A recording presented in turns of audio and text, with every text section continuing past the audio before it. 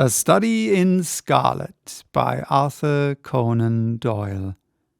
This is the second part of Chapter 3, titled The Lauriston Garden Mystery, and I'll continue from where I stopped the last time. It was a large, square room, looking all the larger from the absence of all furniture. A vulgar, flaring paper adorned the wall, but it was blotched in places with mildew, and here and there great strips had become detached and hung down, exposing the yellow plaster beneath. Opposite the door was a showy fireplace, surmounted by a mantelpiece of imitation white marble. On one corner of this was stuck the stump of a red wax candle. The solitary window was so dirty that the light was hazy and uncertain, giving a dull grey tinge to everything, which was intensified with the thick layer of dust which coated the whole apartment. All these details I observed afterwards. At present my attention was centred upon the single grim, motionless figure which lay stretched upon the boards, with vacant, sightless eyes staring up at the discoloured ceiling. It was that of a man about 43 or 44 years of age, middle-sized, broad-shouldered, with crisp, curling black hair and a short, stubbly beard.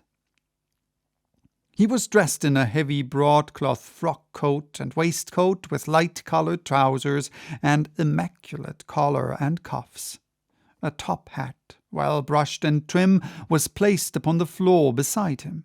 His hands were clenched and his arms thrown abroad, while his lower limbs were interlocked, as though his death struggle had been a grievous one. On his rigid face there stood an expression of horror, and, as it seemed to me, of hatred, such as I have never seen upon human features. This malignant and terrible contortion, combined with the low forehead, blunt nose, and prognathous jaw, gave the dead man a singularly simious and ape-like appearance, which was increased by his writhing, unnatural pose. I have seen death in many forms, but never has it appeared to me in a more fearsome aspect than in that dark, grimy apartment which looked out upon one of the main arteries of suburban London. Lestrade, lean and ferret-like as ever, was standing by the doorway and greeted my companion and myself.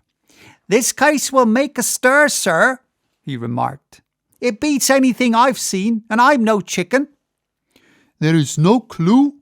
said Gregson. "None at all," chimed in Lestrade. Sherlock Holmes approached the body and, kneeling down, examined it intently. "You are sure that there is no wound?" he asked, pointing to numerous gouts and splashes of blood which lay all around. "Positive," cried both detectives.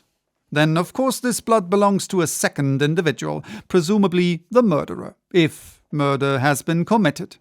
It reminds me of the circumstances attendant of the death of Van Jansen in Utrecht in the year 34. Do you remember the case, Gregson?" "No, sir." "Read it up. You really should. There is nothing new under the sun. It has all been done before." As he spoke, his nimble fingers were flying here, there, and everywhere, feeling, pressing, unbuttoning, examining, while his eyes wore the same far-away expression which I have already remarked upon. So swiftly was the examination made that one would hardly have guessed the minuteness with which it was conducted. Finally, he sniffed the dead man's lips and then glanced at the soles of his patent leather boots. "He has not been moved at all?" he asked. "No more than was necessary for the purposes of our examination." "You can take him to the mortuary now," he said, There's nothing more to be learned." Gregson had a stretcher and 4 men at hand. At his call they entered the room, and the stranger was lifted and carried out. As they raised him, a ring tinkled down and rolled across the floor. Lestrade grabbed it and stared at it with mystified eyes. "There's been a woman here," he cried. "It's a woman's wedding ring." He held it out as he spoke upon the palm of his hand. We all gathered round him and gazed at it. There could be no doubt that that circlet of plain gold had once adorned the finger of a bride. "This complicates matters," said Gregson. "Heaven knows they were complicated enough before." "You're sure it doesn't simplify them?" observed Holmes. "There's nothing to be learned by staring at it. What did you find in his pockets?" "We have it all here," said Gregson, pointing to a litter of objects upon one of the bottom steps of the stairs. "A gold watch number 97163 by Barrett of London, gold Albert chain very heavy and solid, gold ring with Masonic device, gold pin bulldog's head with ruby as eyes, Russian leather card case with cards of Enoch J. Drebber of Cleveland, corresponding with the AGD upon the linen. No purse but loose money to the extent of £7.13, pocket edition of Boccaccio's Decameron, with name of Joseph Strangerson upon the flyleaf. 2 letters, one addressed to E.J. Drebber and one to Joseph Strangerson." "At what address?" "American Exchange, Strand, to be left till called for. They are both from the Guion Steamship Company and refer to the sailing of their boats from Liverpool. It is clear that this unfortunate man was about to return to New York." "Have you made any inquiries as to this man, Strangerson?" "I did it at once, sir," said Gregson. "I have had advertisements sent to all the newspapers, and one of my men has gone to the American Exchange, but he has not returned yet." "Have you sent to Cleveland?" "We telegraphed this morning." "How did you word your inquiries?" "We simply detailed the circumstances and said that we should be glad of any information which could help us." "You did not ask for particulars on any point which appeared to you to be crucial?" "I asked about Strangerson." "Nothing else? Is there no circumstance on which this whole case appears to hinge? Will you not telegraph again?" "I have said all I have to say," said Gregson in an offended voice. Sherlock Holmes chuckled to himself and appeared to be about to make some remark when Lestrade, who had been in the front room while we were holding this conversation in the hall, reappeared upon the scene, rubbing his hands in a pompous and self-satisfied manner. "Mr. Gregson," he said, "I have just made a discovery of the highest importance, and one which would have been overlooked had I not made a careful examination of the walls." The little man's eyes sparkled as he spoke, and he was evidently in a state of suppressed exultation at having scored a point against his colleague. "Come here," he said, bustling back into the room, the atmosphere of which felt clearer since the removal of its ghastly inmate. "Now stand there." He struck a match on his boot and held it up against the wall. "Look at that," he said triumphantly. I have remarked that the paper had fallen away in parts. In this particular corner of the room a large piece had peeled off, leaving a yellow square of coarse plastering.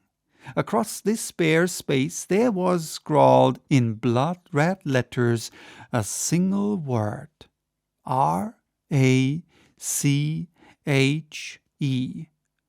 Raichi. "What do you think of that?"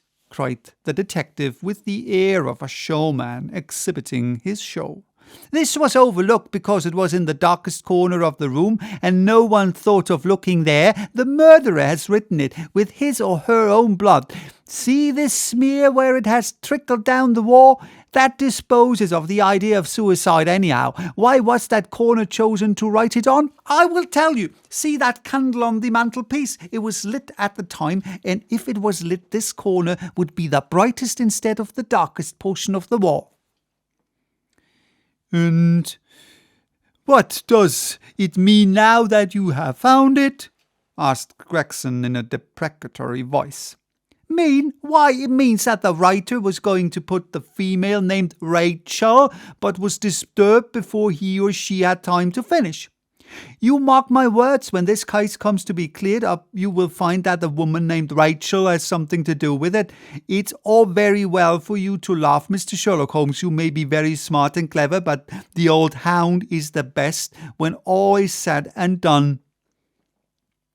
I really beg your pardon, said my companion, who had ruffled the little man's temper by bursting into an explosion of laughter. You certainly have the credit of being the first of us to find this out, and, as you say, it bears every mark of having been written by the other participant in last night's mystery. I have not had time to examine this room yet, but with your permission, I shall do so now. As he spoke, he whipped a tape measure and a large, round magnifying glass from his pocket. With these two implements he trotted noiselessly about the room, sometimes stopping, occasionally kneeling, and once lying flat upon his face. So engrossed was he with his occupation that he appeared to have forgotten our presence, for he chattered away to himself under his breath the whole time, keeping up a running fire of exclamations, groans, whistles, and little cries suggestive of encouragement and of hope. As I watched him, I was irresistibly reminded of a pure-blooded, well-trained foxhound as it dashes backwards and forwards through the covert, whining in its eagerness until it comes across the lost scent. For 20 minutes or more he continued his researches, measuring with the most exact care the distance between marks which were entirely invisible to me, and occasionally applying his tape to the walls in an equally incomprehensible manner. In one place he gathered up very carefully a little pile of grey dust from the floor and packed it away in an envelope. Finally he examined with his glass the word upon the wall, going over every letter of it with the most minute exactness. This done, he appeared to be satisfied, for he replaced his tape and his glass in his pocket. They say that the genius is an infinite capacity for taking pains, he remarked with a smile. It's a very bad definition, but it does apply to detective work. Gregson and Lestrade had watched the manoeuvres of their amateur companion with considerable curiosity and some contempt.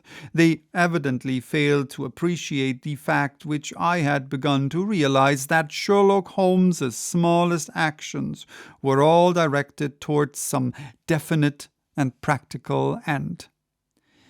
"What do you think of it, sir?" they both asked.